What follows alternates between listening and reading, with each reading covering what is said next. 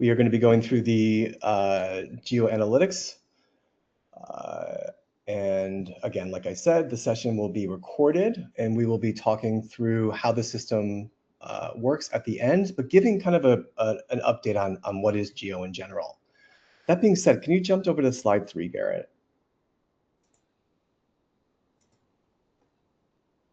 Okay, so a little bit about GEO, right? I think it's basically something that's very new.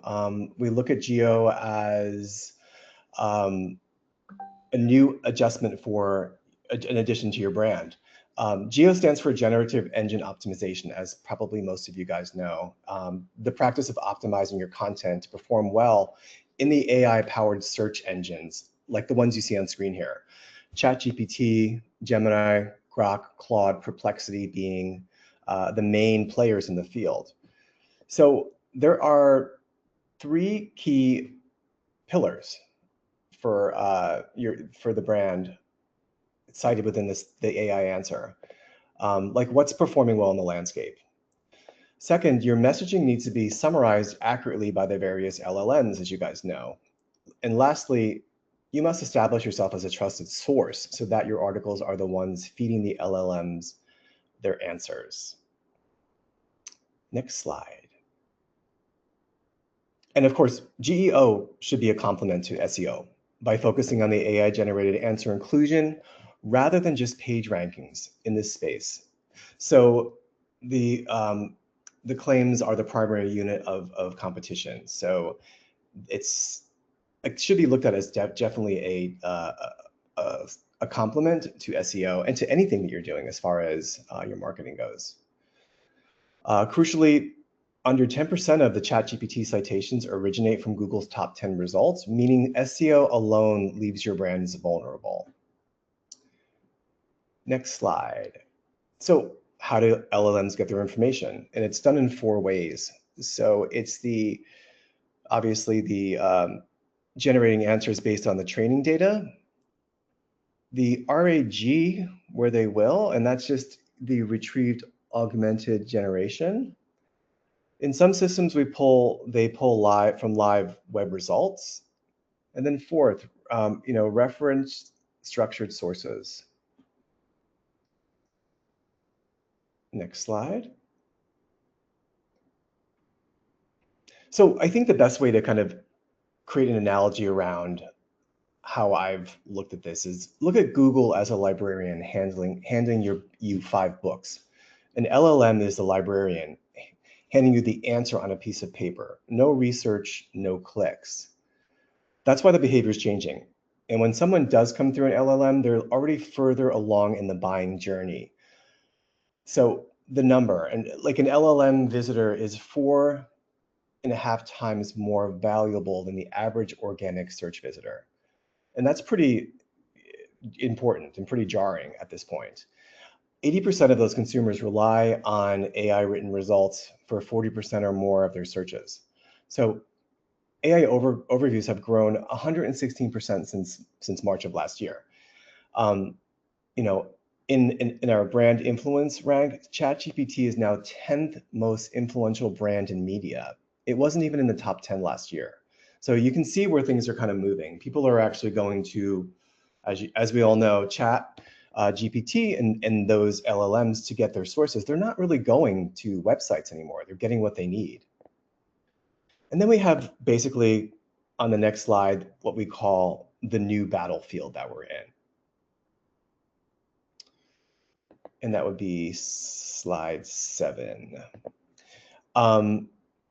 60% of searches, I think this is the most telling information on this slide here. 60% of searches now end without a click. You just get the answer directly from AI, which I just kind of mentioned in the last slide. The sources AI cites the most are Wikipedia, Reddit, and YouTube. And we've seen, obviously, Reddit really kind of popping up a lot more in searches and being really referenced a lot within the LLMs. Also, review sites, news articles, earned to know media. Search has changed. Most brands' strategies haven't. So that's why pivoting into this world kind of helps.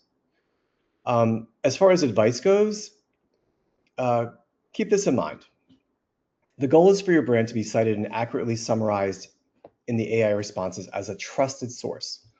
When audiences ask AI about your category, your brand should be the answer, translating visibility into measurable impact and a stronger reputation. If we can just go into the section 2, that'd be great. Who is GEO relevant for?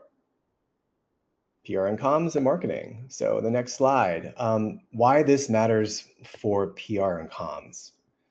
So GEO is brand reputation in a new space. When someone asks ChatGPT about a company in your category, what comes back? Is it accurate? Is it positive? Are you even mentioned? So managing the brand presence in AI answers is now a core PR function. Accurate representation, positive sentiment, quality citations, being ahead of competitors. In many ways, it's a validation of everything good PR has already done. The next slide, why this matters for marketing. We don't want to leave the marketing folks out. Think of it as a fourth channel for marketing teams. Gartner actually predicts traditional search volume will drop 25% by the end of this year, with AI capturing that share. Most brands have no visibility into what AI answers say about them. So again, we'll get to more of how we capture that information after this briefing. So with GEO, it adds the fourth measurement loop. Track share of voice, visibility, and win rate across ChatGPT, Gemini, Grok, Claude, Perplexity, alongside your paid SEO and organic. So again, what surprises most marketers is that Reddit, YouTube, and online communities are now among the top sources of AI sites. The social listing data you already have directly informs your GEO strategy, so you're not starting from zero. Next, we'll talk about the visibility gap. So what's the problem most teams are facing today? I think what I'm hearing is leadership is asking for AI metrics and teams have no way to accurately provide them.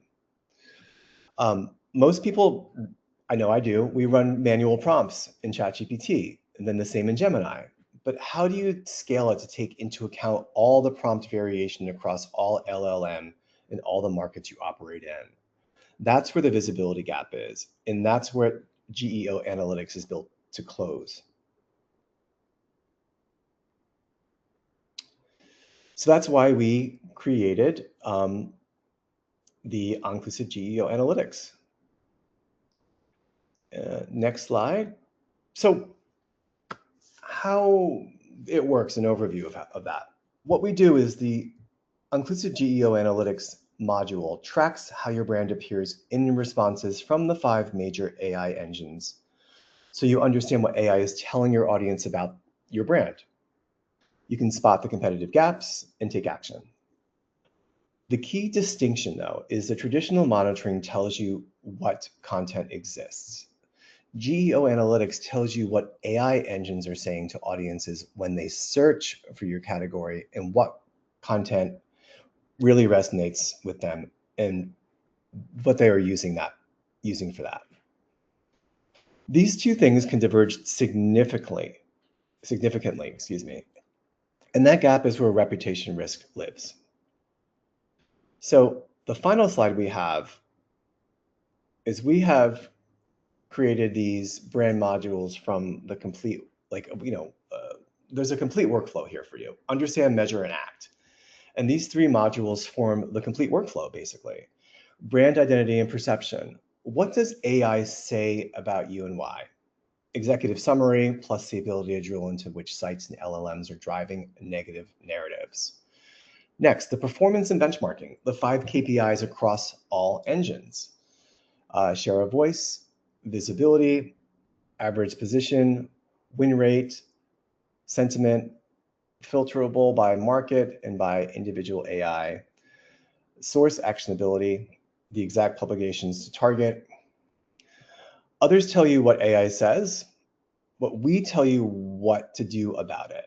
So I think that is the most kind of polarizing way to end that slide deck. Now, again, I definitely ask you guys to put some questions into the chat for sure.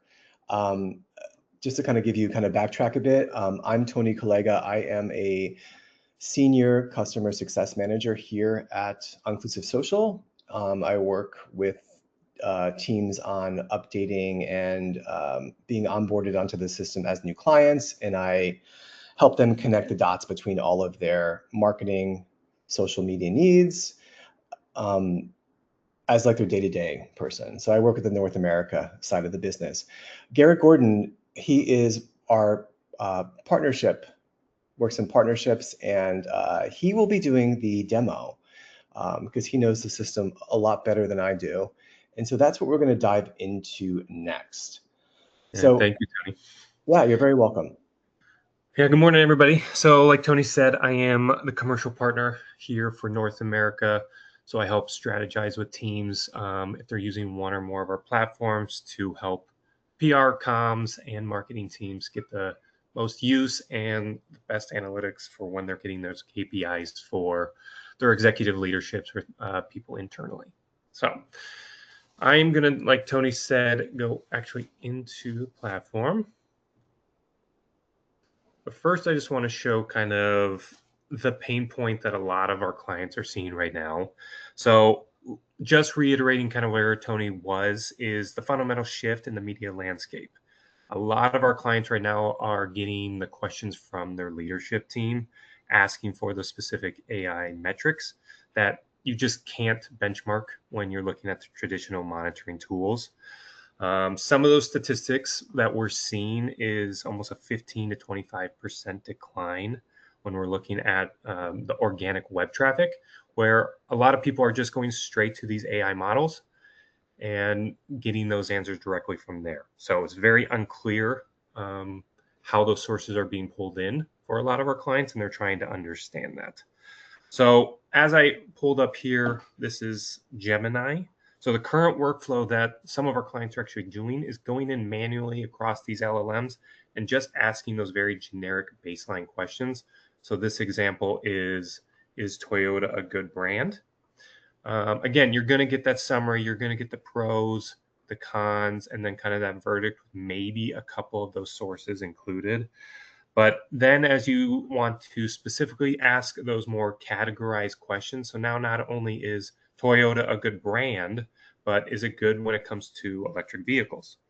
So the issue you have is you're going to get another specific answer for just this one benchmark on Gemini, but there's not going to be really an analytical bridge between those searches, and there's no way to quantify that. So, and it's also two other big issues is measuring that over time to see the trend. If you're doing some of those PR campaigns, is it actually working?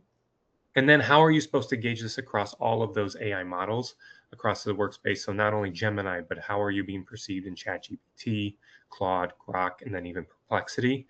With all of those and this current workflow, this is where GEO Analytics kind of was born. So I'm going to now hop into the platform. This is the overview and the actual face of what GEO Analytics looks like. So just kind of a layout of the tool. Right now, again, we are just going to use the brand Toyota. So you have their overview, and then we have a couple categories to really get more granular in the specifics of how they're being perceived with electric cars and SUVs on the side. We can click on those at a later time. But then across the top, we have three kind of built-in modules in this platform. You have identity, performance, and then the sources, all those sources that are going to be coming into those LLMs and how they're pulling those answers. Across the top, you have the timeline. So in this specific model, the data refreshes every day. So then as you are starting to push those campaigns, you can see how they are starting to get pulled in on a day-to-day basis. Just right of that, you will see the LLM engines. With this, if you wanted to look across all five of them, like I said, we do have ChatGPT, Gemini, Grok, Claude, and Perplexity. You can toggle on and off to see if you want just a full landscape of all of them or just one at a time. And then if you are a company where you need that global landscape and you need to filter by countries, we also have the country filterization right to the right. Okay. And again, I know Tony said this twice, but if you have any questions, please just put them in the chat and we will answer those after this. But the first module is the identity module. It serves more as the initial diagnosis. So it's going to deliver those instantaneous executive summaries of the overall brand's perception and establish the brand's analytical baseline. So really the main PR question or comms question that this answers is how are we currently perceived in these specific LLMs? So here we can see, okay, just without filtering down to any of the categories, Toyota is highly reliable and affordable, fostering strong brand trust among consumers. And maybe another one here is despite EV adoption challenges, Toyota's EV presence is developing with expanding offerings. And even with my own diagnostics with Toyota, that EV adoption is starting to gain traction as they are putting more efforts into it. So then as we go below that, now we have kind of the 4 pillars of the brand. So it is categorized as a brand image, the employer brand, sustainability, and leadership. You do have the sentiments at the top right corner of each of these pillars. So here's mixed, positive, and leadership are all positive for Toyota, which is good signs. The big critical value add here is the ability to take this perception. So let's just use the example as leadership had a negative sentiment. What's nice about this is you're still going to get those summarizations of why that may be that perception, but then you can actually drill down into it and go across the LLMs to see how are those specifically perceiving this. And then you can even drill down directly to the sources. And this is where it's going to get that immediate actionable focus area to understand why you're getting that type of sentiment and how your PR and comms team can then change that narrative. So as we continue down, now we're going to go more into, this is like our term association and gap analysis. So this is our brand territory. So these are going to be topics associated with your brand. This visualization really highlights the discrepancy between the brand's current reality and then maybe strategic future. So we all have our perception of what our brand looks like and where we may be struggling or doing really well. This is going to give that idea across the LLMs. So with these high-level categories, automotive, hybrid and electric, financial services, whatever it has to do with the car industry. Then what's nice about this is you can actually see how it's weighted with the LLMs. So here's a good example. So for hybrid and electric vehicles, we can actually see that, okay, Grok has been talking about it more between Grok, Gemini, and ChatGPT. So you can see if it's weighted a little more on that specific LLM. And then as we go down here, we can see all of those concepts. So this is going to give you immediate understanding of, hey, if we really are wanting to push a campaign when it comes to electric cars, here we can see slow EV adoption. Okay, now we want to drill down to see why are we getting this type of sentiment? Where is this perception coming from? At the top right here, we get the kind of the sliding scale for that sentiment. The sentiment scoring has a -60. And this is perceived from a -100 to being the absolute positive of +100. So here we can then drill down to look at, okay, here's those specific sources that were used to understand that key topic. Okay. And then if you wanted to see all sources and search within them, you can really get a lot more granular to see those. And then you can actually click on them and go directly to that article to see who maybe that journalist is or what the high level topic was for that specific news outlet. Okay. So then as we continue down, we start going into the performance module. So here's going to be a lot of those major KPIs. For PR value, we're going to be more translating perception into objective competitive metrics.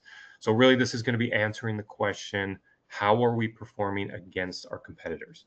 So as you can see across from left to right, we have the share of voice. This is going to measure the proportional size of the brand's overall presence within the universe of the specific LLMs that are generating those answers. Okay.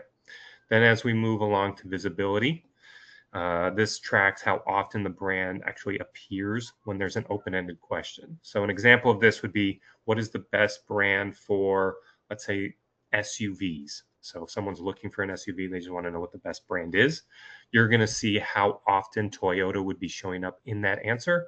And then the average position rank for the brand. So right now they're at number 8. So they are in the top 10, but how do they get better? So then you actually can narrow it down even more to when the LLM actually chooses Toyota as the brand of choice. 40% of the time, so almost half the time, they're actually still getting selected number 1, depending on the questions. So they're doing pretty fair right there. And then again, cross the brand plus 17 on the sentiment. Okay. So now we have the category prioritization. This analysis guides resource allocation by market and then the category focus. So data shows strength so here we can see the SUV category. If you scroll over it, it'll actually highlight some of those key KPIs. When it comes to the visibility, 2/3 of the time they're actually getting that visibility.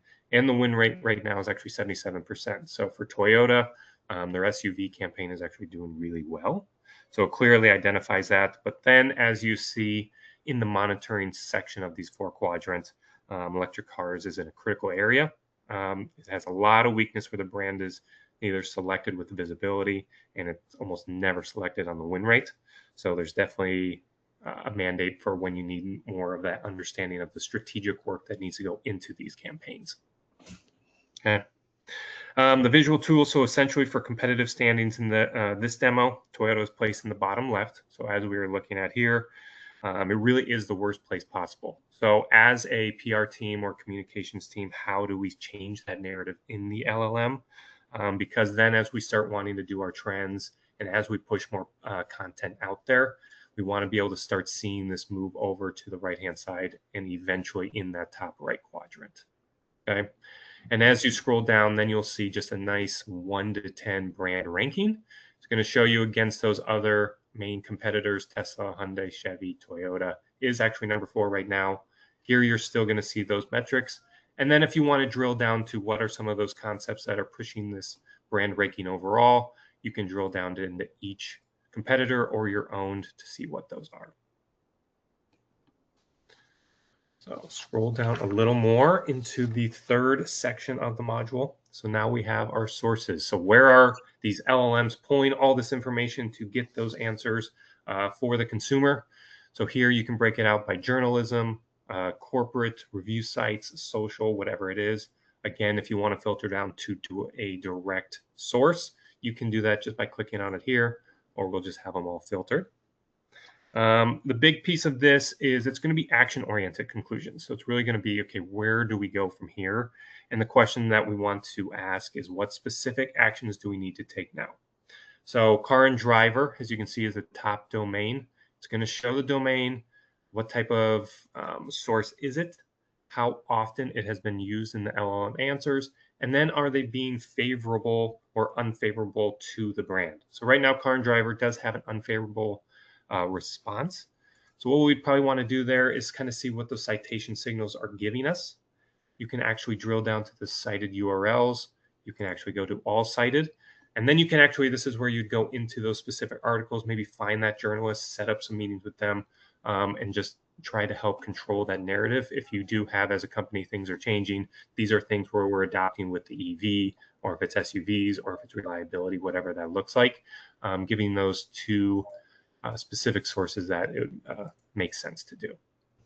The last kind of piece to this for like that closed loop measurement and validation is then if you wanted to see, hey, is any of our campaign driving LLM answers? So then looking at maybe your own content. So if we wanted to search Toyota, okay, toyota.com is a domain that's pulling in. Frequency is 13 and there's a neutral favorability. But again, now we can drill down to see those specific sources and what that looks like. So one other piece of this tool that I want to show you is if we really dig into the categories. I know I want to be conscious of time here, but let's just say, okay, now we want to just focus down on the SUV specifically. What a very cool thing about this platform is you can actually ask it questions that fall into the pillars of visibility, competitive, or perception. Some of those examples, so just best SUVs, a very generic question, but what is the best SUVs? It's going to show you the winners. And then on the right-hand side, you can actually see, get that out of the way, ChatGPT, Gemini, and Grok. So what are they? So favorable in ChatGPT, it gives you the rankings between your competitors, and then the actual response, and then where are those sources getting pulled from for that specific question. So then if we look at competitiveness, Toyota versus Hyundai versus Chevy, and then we also have like perception, what do people say about Toyota for their SUVs?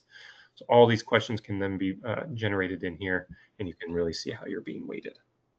So that's what I have today, but really just understanding the GEO Analytics. It really isn't just a reporting tool. It really can help with your strategic roadmap like we have with other clients. And it just helps allows brands to understand their narrative, kind of measure their competitive standing, and then take that direct action, whether it's through journalists or the direct LLMs itself. That is what I have. Great. Thank you, Garrett. Yeah. So we suggest you guys submit any questions you have. We got a couple, so I kind of wanted to walk through a couple of those answers for you guys. Again, I think we've had a question about where does the data come from, and just to kind of be clear, we query and do searches on the 5 AI engines directly. You know, the ChatGPT, Gemini, Grok, Claude, Perplexity. That's the current 5 that we are looking at with structured prompts. So the LLMs generate the responses from training data, RAG, live web results, and structured sources, like I mentioned before. We capture and analyze those responses. So that's the main areas there. We have also a question about, can competitor brands be analyzed with GEO Analytics? I mean, yes, anything can be analyzed, especially knowing that the competitive intelligence is a core capability of what we do. You can not only see how your brand is positioned, but also how your competitors are being positioned. Which questions they win on, which they might, lose on, if there's any overlap, and of course, which of the publications that I mentioned earlier are driving that visibility. And then another one I saw was like our solution versus what other AI monitoring tools cover. And I can give you a boilerplate on that. And maybe Garrett, you can jump in on that. But we know that there are 35 plus competitors that only monitor certain things. They tell you what AI says. We go further. Like I said, we prescribe specific publications to target, and then we contextualize the 4 levels: global, market, category, and category times market. So, we're not just surfacing the data, we're actually able to contextualize and organize it in a way that works and shows you a lot more granular information. Those are the ones that I have so far. Anybody else have any questions? If you do, you can find the questions, submit a question, enter your question, and we're happy to answer it for you. I don't see any more in the chat, but we also have the QR code that's popped up. So if you think of anything later, we're happy to get back to you, answer those. But yeah, when it comes to the competitor benchmarking, if you have specific competitors, you want to make sure how you're weighted against. When you're setting up the platform, you can definitely put those in, and then they'll be included in whether it's those LLM responses or however that looks. So that's a great question. Okay, awesome.